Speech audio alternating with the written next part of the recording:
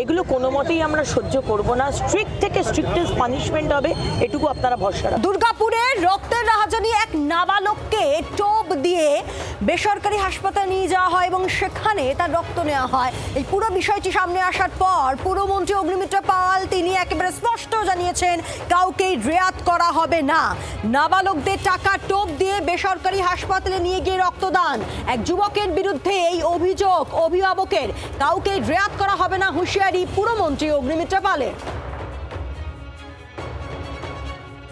দুর্গাপুরে রক্তের রাহাজানি, এর আগেও আপনাদেরকে আমরা দেখিয়েছিলাম যে কিভাবে ভিন রাজ্যে কোটি কোটি টাকার বিনিময়ে রক্ত পাচার হচ্ছে।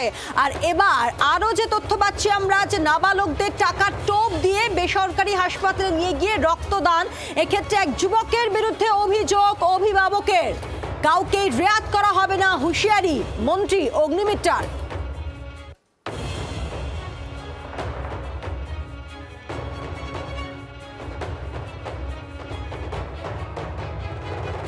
অত্যন্ত গুরুত্বপূর্ণ অভিযোগ এই মুহূর্তে উঠে আসছে রক্তের রাহাজানিতে, যে গুরুত্বপূর্ণ অভিযোগ যে নাবালকদের টাকা টোপ দিয়ে বেসরকারি হাসপাতালে নিয়ে গিয়ে রক্তদান।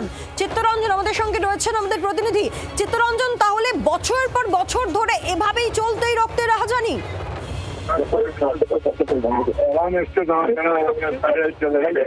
হ্যালো, আচ্ছা, যে জায়গায় আজকে দেখো যে ঘটনা ঘটেছে বেশ কয়েকদিন আগে, এই যে তিন নাবালককে তারা একজন এলাকারই এক যুবক সে নিয়ে গেছিল রক্ত দিতে হবে বলে, এবং তাদের বক্তব্য হচ্ছে যে তার পরিবারের আত্মীয় স্বজন হাসপাতালে ভর্তি আছে এবং রক্তের দরকার, সেই হিসেবে তাদেরকে নিয়ে যায়। কিন্তু তারা যখন তাদেরকে বলে যে এই দেবপ্রিয় বলে যে ছেলেটিকে বলে যে তাদের বয়স কিন্তু কম, বলতে কোনো অসুবিধা হবে না, তুই চল, কোনো অসুবিধা হবে না, এবং হাসপাতালে এক বেসরকারি হাসপাতালে নিয়ে যায়।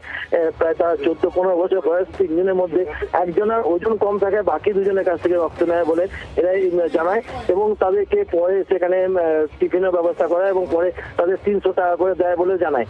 এই যে দেবপ্রিয় বলে যে ছেলেটি নিয়ে গেছিল তার বিরুদ্ধে অভিযোগ করছে, তার পরিবার যখন জানতে পারে যে এই এত কম বয়সের মধ্যে তাদের রক্ত দেওয়া হলে যদি কোনো সমস্যা হয়, এবং এই স্কুল কর্তৃপক্ষ ডিআইসিবি যে স্কুল কর্তৃপক্ষ, সেই স্কুল কর্তৃপক্ষ যখন জানতে পারে তার অভিভাবকদের নিয়ে গিয়ে থানায় অভিযোগ জানায়, এবং তাদের বক্তব্য যে কিভাবে এই হাসপাতাল কর্তৃপক্ষ তাদের পরিচয়পত্র না দেখেই এই নাবালকদের কাছ থেকে রক্ত নিল, এটা যেমন অভিযোগ উঠছে। অন্যদিকে এই দেবপ্রিয় বিরুদ্ধে যার বিরুদ্ধে অভিযোগ তাকে পুলিশ নিয়ে গেল, পরে ছেড়ে দেয়, করে তাদের অভিযোগ কি কারণে ছেড়ে দিল তা তদন্ত না করে সেটাও তারা অভিযোগ জানাচ্ছে। ধন্যবাদ।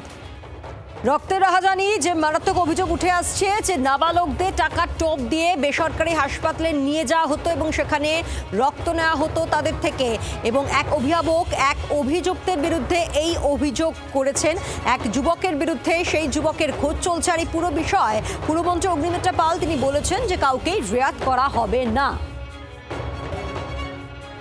13 বছর, 14 বছর, 15 বছরের ছেলে মেয়েদের কাছ থেকে রক্ত নিয়ে তাদেরকে 300 টাকা দেওয়া হচ্ছে, আর যে নিয়ে আসছে তাকে 1000 টাকা দেওয়া হচ্ছে। এগুলো কোনো মতেই আমরা সহ্য করব না। স্ট্রিক্ট থেকে স্ট্রিক্টেস্ট পানিশমেন্ট হবে, এটুকু আপনারা ভরসা রাখুন। কোনো বাচ্চাকেই রক্ত এরকমভাবে নেওয়া যায় না। কিন্তু আজকে এই পকেট মানি পাওয়ার জন্য বা যাদের সংসারে অভাব আছে তারা জানে না, তারা ভাবছে যে ছেলে মেয়েকে পাঠিয়ে দেবো, 300 টাকা সংসারে চলে আসবে। এটা চলতে পারে না। বাংলার আওয়াজ, বাঙালির আবেগ, জি 24 ঘন্টা।